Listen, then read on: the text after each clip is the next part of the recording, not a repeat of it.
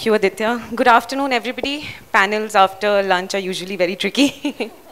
But thank you so much to all of you for taking out your time and being here with us. The topic for this discussion is whether evolving technologies are a friend or a foe for D2C entrepreneurs. You know, today we stand at the intersection between innovation and commerce, right? From AI-enabled customer insights to blockchain-enabled supply chain transparency. There's an arsenal of tools and technologies available for D2C entrepreneurs. I'll start from the friendly side of tech. Rajat, I want to ask you, with Gen AI, with AR, VR, Meta coming into the space, how are these emerging technologies acting as an opportunity for D2C entrepreneurs? So, basically what ends up happening is every time a new distribution channel opens up, more opportunities come for a different set of companies, right? I mean, when Meta came out with their marketing tool, I don't know, in 16, the whole set of companies back then, right? The boats, Mamaearth were able to leverage it. I mean, obviously it's technology, but in a different sense, right? Then data became cheaper, then the influencer wala market came, so Mamaearth was able to leverage that. Then now, the back-end software has become, for the delivery guys has gotten good enough, which is where the Q-commerce deliveries are possible, and that has started a new age of, Q-commerce first companies, right? So what technology ends up doing is it opens new distribution channels as you keep on going. And if you're a company that is sort of born into this sort of a sphere, you have to leverage it better than the legacy folks. So yeah, I mean, that is somewhat of an answer to that question. Obviously, AI, it helps not directly, but indirectly, because then the better Meta's targeting is, your returns on ad spends are going to be that much better, right? At the same time, I do think, something like AR, VR is not that relevant. I mean, we're very early into it. A lot of it is just pure buzzwords, which end of the day, in day-to-day running of the company, don't really have any impact. Understand you're in a very specific field where you're, let's say, using VR to sell home decor stuff. For a business like so I run a men's sexual health brand. Nothing really fundamentally is going to change, at least in the foreseeable. Obviously, once AR, VR becomes that much more, prevalent in the society, it's a new distribution channel for you to start selling on top of it, right? So, yeah. Thank you. Abhishek, your views on this? Initially where, the one who introduced us, he was asking us, is evolving technology friend or foe? My first thing was, okay, what he's saying, technology is a friend. Then look at the nuance here, evolving technology. So I think we need to differentiate between technology versus, I'm guessing, set to bifurcate established or evolving technology. So technology is a no-brainer. I mean, it is there in every aspect of our life. So probably, I think what they're trying to ask is evolving technology, one which is still experimental, tried and tested. If it's a friend or a foe, I think that now answer is not a simple answer, because yes, you want it to be your friend, but it's a tiger. If you ride it, you better know how to ride it. It will be difficult to get off. It will consume resources, especially if it's evolving technology for a D2C brand, because D2C brands are probably more like I think, how are we known by? A lack of funds, lack of resources. That's one of the first few things will come to mind, right? New people, new kids on the block. So the question is, what resource would you want to put, on something which is evolving, which essentially means it may work or it may not work, not in the technological sense, but will it give you returns for your business? Yeah, experimentally, yeah, everything will work, right? AR, great. VI, I mean, this is great. Look. AI, just take example of AI and our specific context. Everything we are going gung-ho with, okay, let's do AI for chat customer service. They are going to respond to everything what the customer is going to, ask for. But really speaking, in so many years of trying to work with AI-based chatbot, it's really not work to the extent I think we would like it to work. At the end of the day, pretty much, if you take the big names also, it's menu driven. They try to push you towards finite answers. You keep selecting. That's what works best. Especially in a country like India with so many languages, so many dialects, nuances, how are you going to build for that? So yes, we want it to work and we are working towards it. I think we have probably adopted as many technologies as we come across, and evolving ones. But yes, it is a drain on resources for sure. And but yeah, it's here to stay. Hopefully, whatever we're working on now, over the next 2-3 years will stabilize. But then by then something new will come up. and we'll be in the cycle again. So I would want it to, I want it to be a friend for sure. Yeah. Simran, you want to add something to that? Yeah, I think great question, but I would sort of flip it, right? So I think D2C is the biggest friend of evolving technologies, because you'll never meet a breed of people who are more experimental, right? And who give more rich use cases, whether it's AI or it's AR or VR. So specifically, I think most D2C brands have experimented with conversational bots. They've experimented with using at least some part of the funnel, some part of the customer service to make it much more AI driven. At my company, and I know several other companies of my scale and size, a lot of our content creation, even our image creation, is driven by ChatGPT, and it is driven by Midjourney and various other tools. So I honestly feel that it's a friend, but we are the bigger friends. You know, sometimes friendships aren't equal, and I think the D2C founders have a willingness to pay a certain amount of money, and they have very high degrees of experimentation built into the DNA of the company. Eventually, the use case we will show, and then legacy companies will pick it up. But today, it's a very rich field. I think AI particularly, whether it's cataloging, or it's image creation, or it's some basic levels of personalization, which a lot of consumer companies are doing, you know, or customer service, we're seeing it being used now at certain levels. Is it very, very evolved AI? I don't think so. To his point, it seems like it's an intersection of some kind of menu and options and a few data points thrown in, and not much more than that. But it is creating leverage for businesses. You know, it is freeing up costs, it is freeing up resources. So good for us, you know. So we're going ahead with that. In terms of AR and VR, too early to say. I think wherever AR, VR will succeed is when it's almost able to kind of recreate an offline retail experience, you know. So for a sofa set, or seeing what a carpet looks like in your home, and maybe for jewelry to see, you know, the very classical experience where you are at a jeweler's shop and you're looking at the mirror, and that guy keeps passing you har after har, and you're kind of seeing what it sits like on your neck. So I think there's some businesses, but very limited use cases so far at scale. I think the only thing that D2C founders need to watch out for is there's so much out there. So what do you really experiment with? Because time is very, very precious, right? Thank you, Simran. Shrey, what about you? How do you see these evolving technologies, as a friend or a foe? So I think we started back in 2010 when D2C was not a word. We talk about D2C right now. We are a flower and a gifting company. Directly to the customer, you place an order, the gifts are delivered to your receiver. So I think the base of D2C is a technology. Otherwise, all of us had to go to traditional distribution. So technology is there. I'll just give you a funny example. When we started off back, how we started off was we tied up with all the local florists in different locations, and we would pass on an order to the florist who would deliver on our behalf. So I remember a case, my friend ordered something and he messaged me, which I messaged to the florist at that point. And his message was, the flower was going to his girlfriend, and I asked him what is the message with it. He said, "Kuch bhi likh de yaar, I love you" types. And I was a student at that point. I just messaged the same message to the florist, and the message to his girlfriend, now wife, went, "Kuch bhi likh de, I love you" types. So I think we live in a country where you have to bring in technology, and you can't rely just on human interventions to give that kind of experience. So when we started off back in 2010, getting a payment gateway used to take 2 months. Building a website was another 2 to 3 months. Right now, any D2C company could get a website with a payment gateway ready in, I think, 24 hours, maybe even less.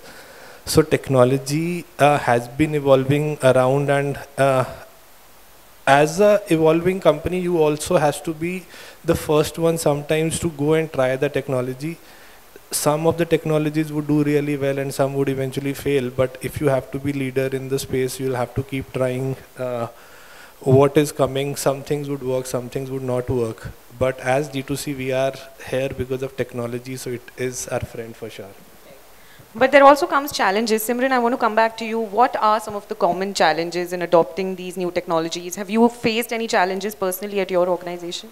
I think sometimes, particularly in the early stages, right, the D2C brands, you don't necessarily have the team and the frameworks to evaluate.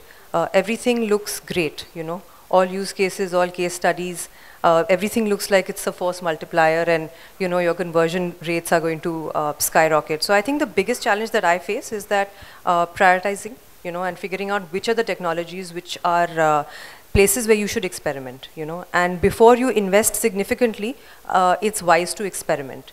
For us at Koparao, what we believe is anything which is genuinely improving either the conversion rates or it has a good, strong hypothesis to improve the AOV.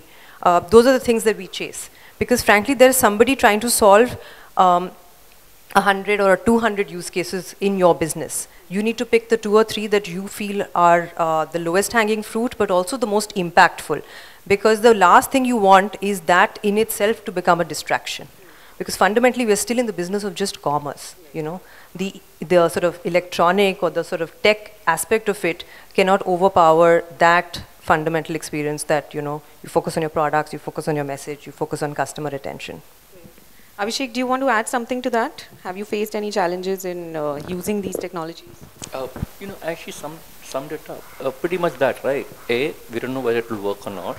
But somebody has to spend time on it to check out the use cases. And no matter what anyone says, it's going to take 15 minutes to plug in, implement.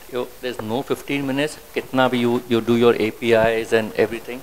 There's no such thing as 15 minutes. There will be so many, or even 24 hours or 2 weeks. There's nothing like plug and play yet in the real sense, Well, I'll take that back. Probably the closest we have come to in that is Shopify, which has really built a great ecosystem. But otherwise, the challenges are when somebody says, okay, we have done this before, we have done this with your competitors, with other people in the similar field. It's just going to be a seamless integration. It never is. So that's a challenge. But then, so I do have a bit of a, I do have a tech background, like in education. And also, this is very common. No program gets developed in the time or the resource it was what was allocated with, not unlike very much like how we do when we do our houses, everything always goes over budget.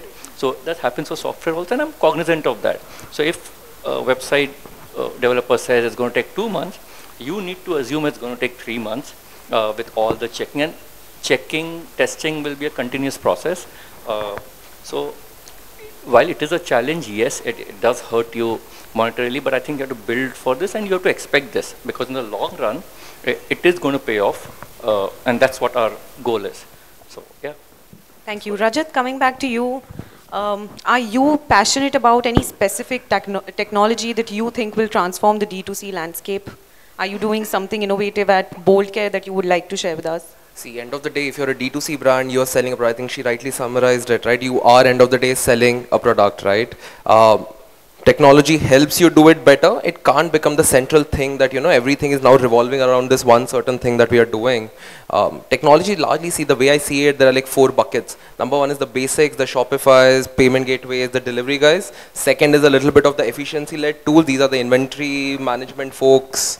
Anyone who's trying to bring any amount of efficiency into the whole process. Third is, let's say, the slightly out there experimental technologies. Now, this is where you have, you have scaled up enough. There is enough going on where you can take a little bit more into the sort of your fold of the company to see, can I go and try this out and can it give me some good results? Parallel to, so this is what is happening in your own sort of experience of running a company.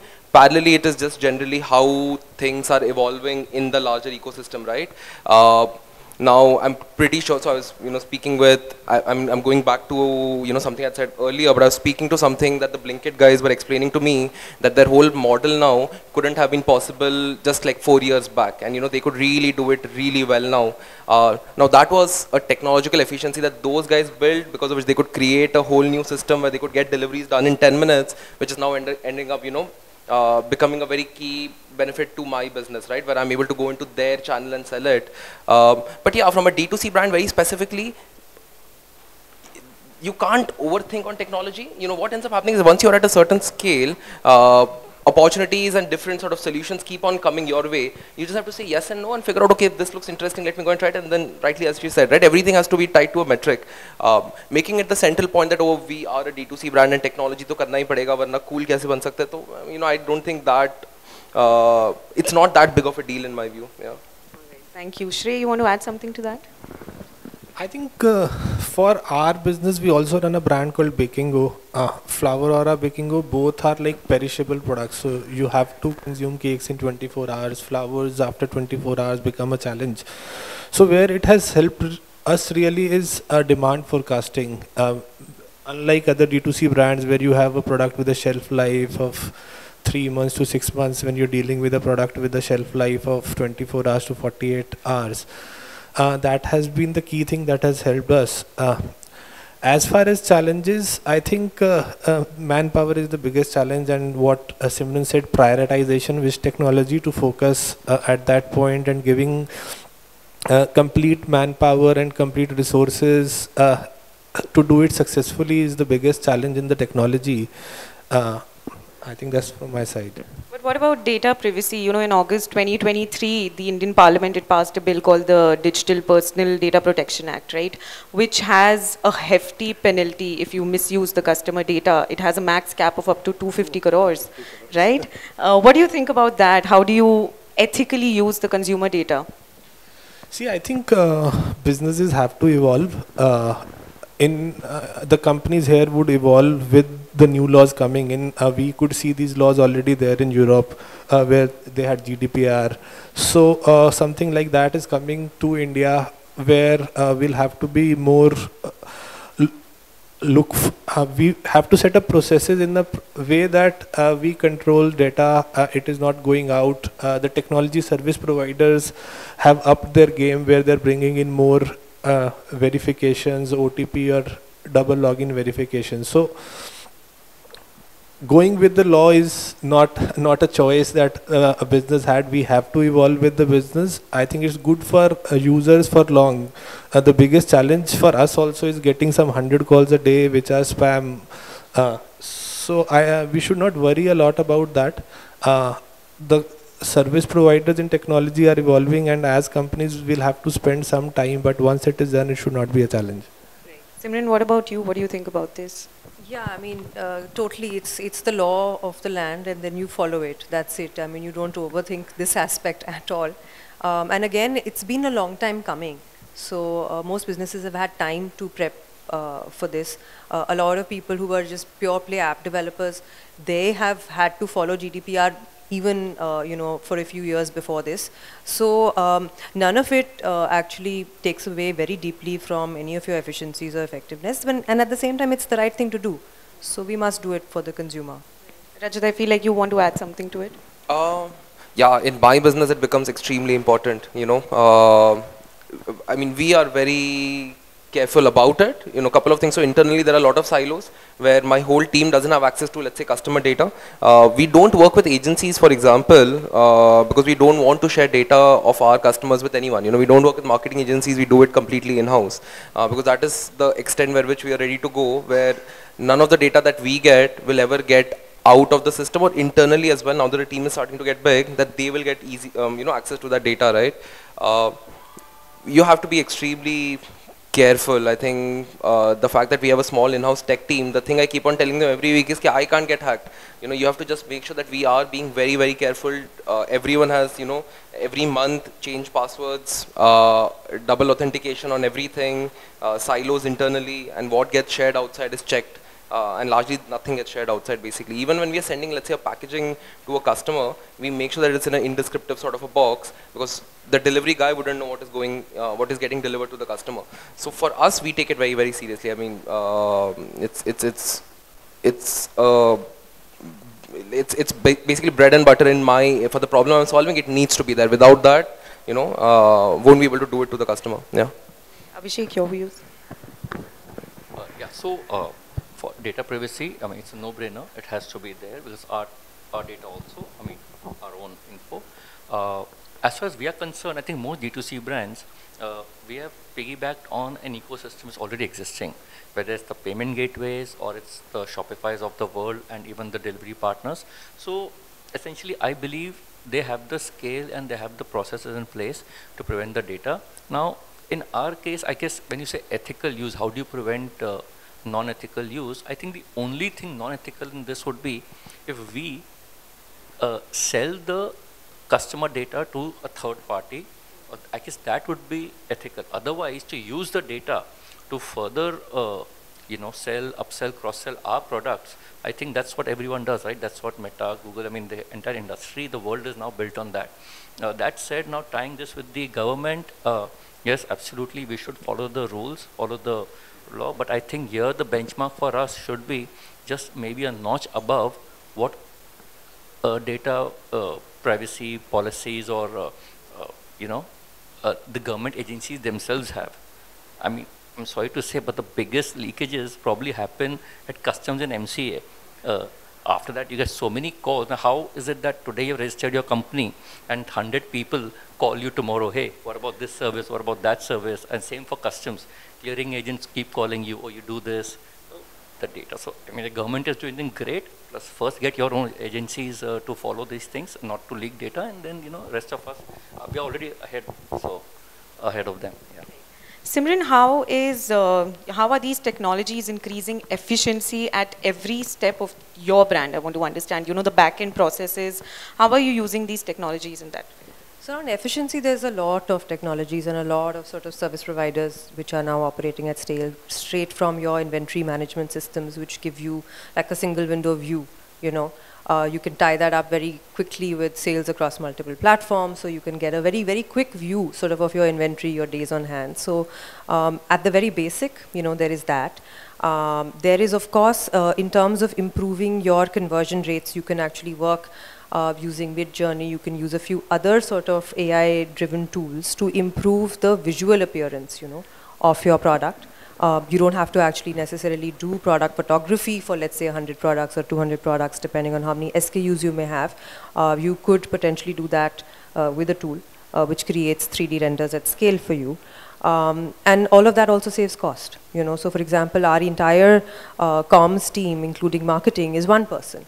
And she's amazing, but it's not because she's so amazing. I think it's also because we are leveraging technology very greatly, right? So it could be as simple as saying that we only make presentations on Canva, and therefore we waste very little time using any other bulky tools to, other small low-hanging fruit which are available, whether it is video editors, image editors, to free up time, because tech should either free up time or give you a force multiplier on your revenues, And we always apply that hat on at Koparao. We, of course, for customer service, use it fairly extensively in terms of the bot that we use for, customer chats. Initially we had certain incoming call lines where, again, we had experimented with it, but it didn't really work out that well. But we do keep trying that. But the idea is simple, like, are you freeing up a resource? Are you being able to generate additional revenue? If you're doing both, that's amazing. Go for it. Thank you. Shrey, what about you? How is it helping in increasing the efficiency across, FlowerAura and also Baking? See, I think wherever customer experience can go a top notch, it is required. In our business, we are into a gifting business. I'll just give you an example. We do some 20x a regular day on Valentine's Day or Mother's Day.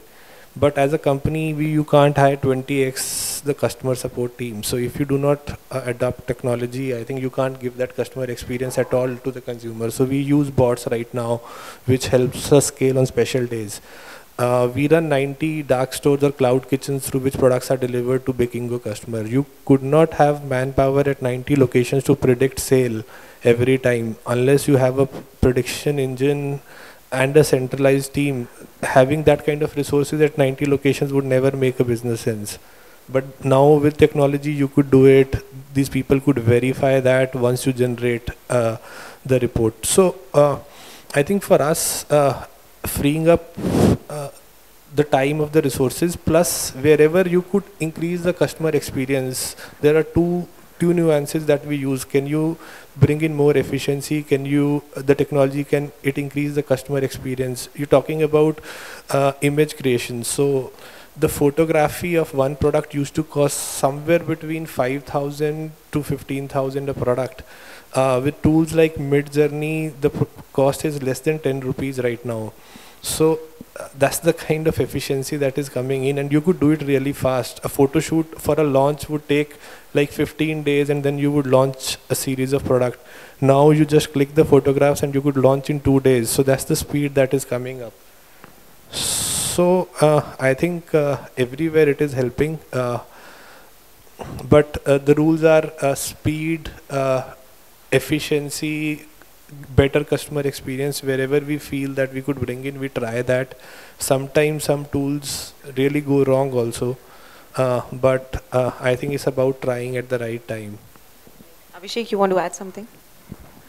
So two specific use cases right now for us, what we are doing in terms of technology, and good thing this question came up now, because we just started working with them 2 months ago, these partners. Of course, there are other partners before, but yeah, two specific use cases. One on the customer experience side, so there, and the checkout side. So we are working with a company called GoQuick. So it's been very promising for now, and it's still in evolving implementation stage. And there's something we are looking forward to that will enhance customer experience and therefore drive sales and therefore profits. That's the ultimate goal. That's on the making money side. And now on the saving money side, we are working with another company called Vinculum. It's an order management system, and they have tons of features built in. They have learned, so we don't have to reinvent the wheel. Now, hopefully now that's going to give us efficiencies in space management, and that tied in with another entity we're working with on the demand forecasting side, because ours is a volumetric product. It does cost a lot, it does pinch a lot in terms of storage, etc. So even though it's not a perishable, sometimes it can be more of a bane than a boon, where you say, okay, suitcase hai, aaj nahi to kal bik jayega. No, it takes time, it takes space. So hoping that with the demand forecasting side, as well as on the order management, the inventory management side, on the warehousing front, the warehouse management side, and with customer service, the customer experience with GoQuick or similar, I think all this combined, we should probably be able to probably make money and save money both at the same time, and that's pretty much the end goal of any business. Rajat? I think everyone's answered quite well. I think there isn't much to add. Maybe as rightly said, right, fewer number of people can do more work. Things can move much faster. What would take maybe 3 days to get delivered, through ShipRocket, maybe you can do it much quicker. You can do it in a day and a half. I think another advantage is maybe like quick A/B testing. I think that is where also a lot of efficiency comes in. You can run 2 same product pages at the same time and see what is converting, and very quickly take a decision that, okay, this is the direction on which the brand needs to move on. But yeah, I think largely everyone's answered that question, right? I think it will help you save money, save time. There is a basic set of tools that I guess everyone should be using. GoQuick, Shopify on a larger, the delivery guys. As you go deeper, I think the sort of added benefit out of each and everything starts going down, but there is a bunch of must-haves now that have been there in the ecosystem the last 2 years specifically, that you just can't, you just can't go from 0 to 1 today. Yeah. I think just wanted to add one thing. So what has happened is democratization of technology also that has happened. The software as a SaaS has made the best features that were available with enterprises now with D2C brands or a 0 to 1 brand also at a fraction of price. So that is something that we should be leveraging, and that's helping our industry a lot. Thank you so much. Any last piece of advice to the budding D2C entrepreneurs? Shrey, we'll start with you. See, I think I talked about democratization of technology, so it's good not to learn from your mistakes. Start using these tools from day one. It might seem a bit costly, but then we've learned in a 14-year journey that it's always better to learn from somebody else's mistake. They would have built it with large companies and would have built up a tool where you learn from what all these companies are doing when you're using technology. So rather than creating technology, use SaaS. It will give you speed. Simran?